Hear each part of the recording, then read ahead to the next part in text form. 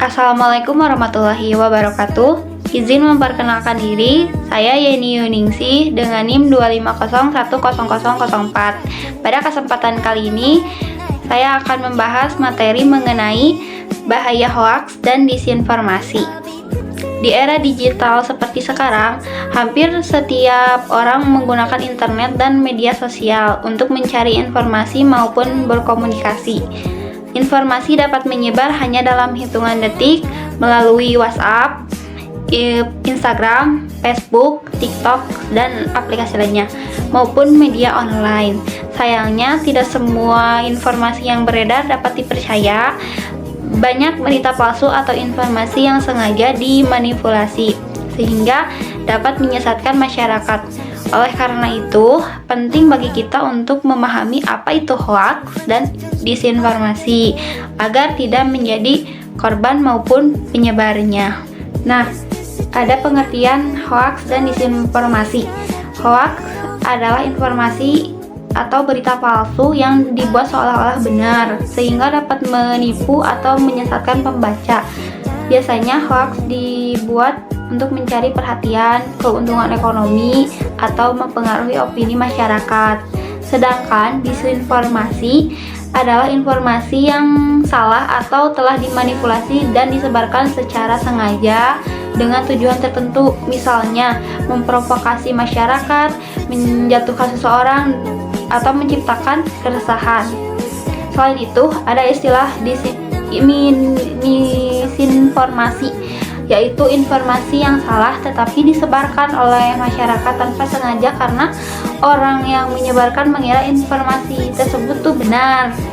Contohnya tuh berita palsu tentang gempa besar yang akan terjadi besok. Padahal kita bisa baca-baca terlebih dahulu sebelum kita mengira berita tersebut benar.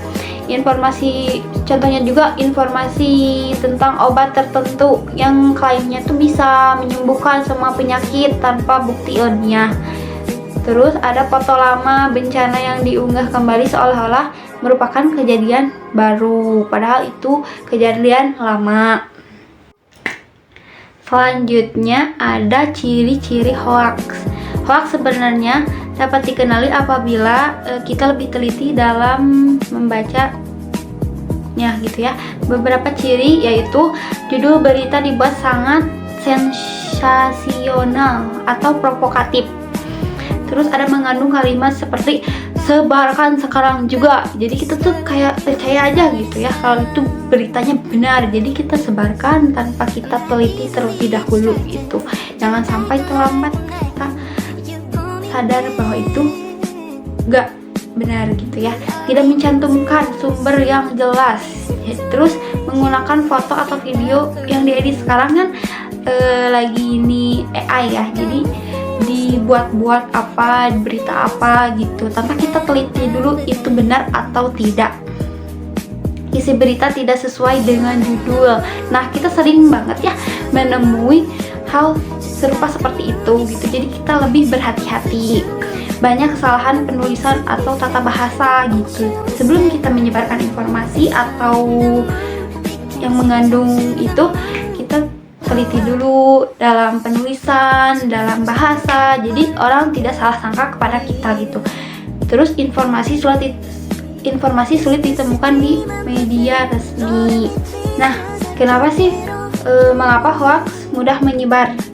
Ada beberapa penyebab hoaks cepat menyebar di masyarakat. Pertama, banyak orang langsung mempercayai informasi tanpa melakukan pengecekan terlebih dahulu tentang informasi tersebut gitu. Kedua, pengguna media sosial yang sangat tinggi membuat informasi dapat diteruskan hanya dengan satu klik. Ketiga, algoritma media sosial lebih sering menyampaikan konten yang banyak dibagikan sehingga berita palsu bisa menjadi viral dan gampang viral gitu. Keempat, rendahnya literasi digital membuat sebagian masyarakat belum mampu membedakan informasi yang benar dan informasi yang salah. Kelima, adanya faktor emosi. Orang lebih mudah membagikan informasi yang membuat marah, takut, sedih, atau terkejut. Di sini ada dampak hoaks dan disinformasi. Hoaks memiliki dampak yang sangat besar bagi individu maupun masyarakat ya. Menimbulkan kepanikan, memecah persatuan, merusak reputasi, menyebabkan kerugian ekonomi, menurun kepercayaan. Apabila hoaks terus menyebar, masyarakat menjadi sulit membedakan mana informasi yang benar, mana informasi yang palsu, sehingga kepercayaan terhadap media sosial maupun pemerintah dapat menurun. Selanjutnya ada contoh hoaks yang sering ditemui oleh kita. Beberapa hoaks yang sering beredar antara lain informasi undian, sering banget yang meminta korban mengirim sejumlah uang. Contohnya tuh kamu akan mendapatkan hadiah tapi kamu kirim dulu uang, misal contoh seperti itu ya. Berita palsu mengenai selebriti atau tokoh yang meninggal dunia atau hal-hal hoaks seperti ini gitu. Informasi lowongan kerja palsu sering banget kita temui di sosial media. Beberapa sosial media tentang influencer, padahal itu tuh bohong gitu, hoaks kan. Jadi kita lebih teliti untuk membaca sesuatu gitu. Berita selanjutnya ada berita kesehatan tanpa bukti ilmiah gitu. Terus ada penawaran investasi dengan keuntungan yang tidak masuk akal gitu. Itu juga penipuan, jadi kita lebih berhati-hati dalam membacanya atau lebih teliti gitu. Video yang dipotong sehingga mengubah makna sebenarnya, ini juga sering banget guys. Jadi kita lebih teliti dulu apa itu video itu benar atau tidak. Jadi kita jangan langsung menghujat atau apa gitu ya.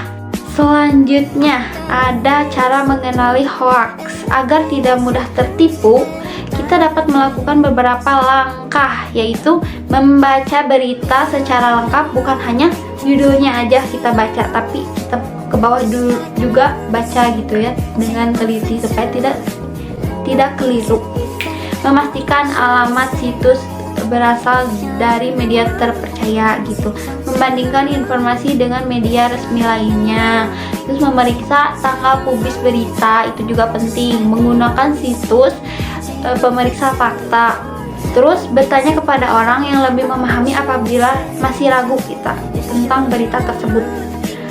Nah, cara mencegah penyebaran hoaks juga, sebagai masyarakat digital kita memilih tanggung jawab untuk menghentikan hoaks.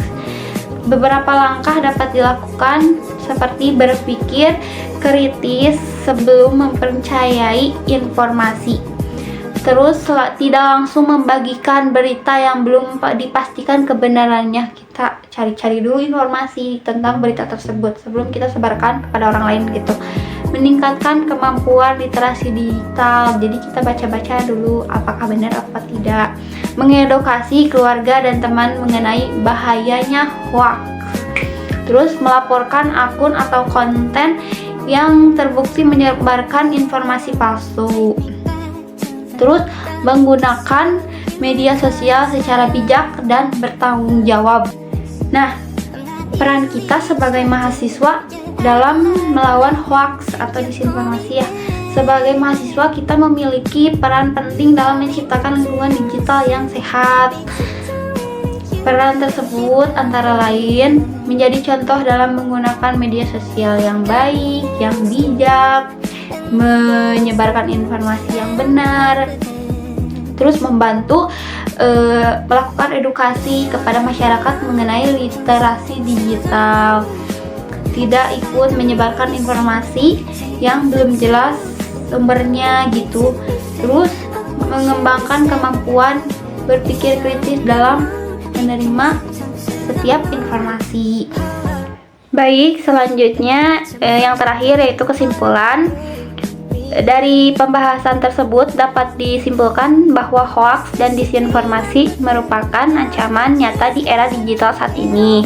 Penyebarannya yang sangat cepat dapat menimbulkan kepanikan,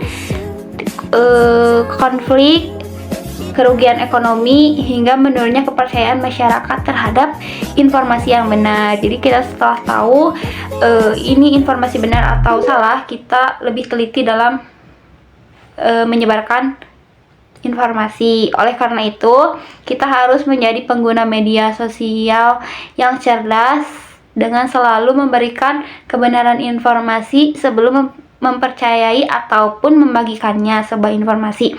Ingatlah bahwa satu klik untuk membagikan informasi dapat memberikan manfaat apabila informasi benar, tetapi juga dapat memberikan dampak buruk apabila informasi tersebut hoax atau salah. Baik, sekian materi yang dapat saya sampaikan. Terima kasih atas perhatiannya. Mohon maaf banyak salah atau kurang. Wassalamualaikum warahmatullahi wabarakatuh. I just had to let you know you're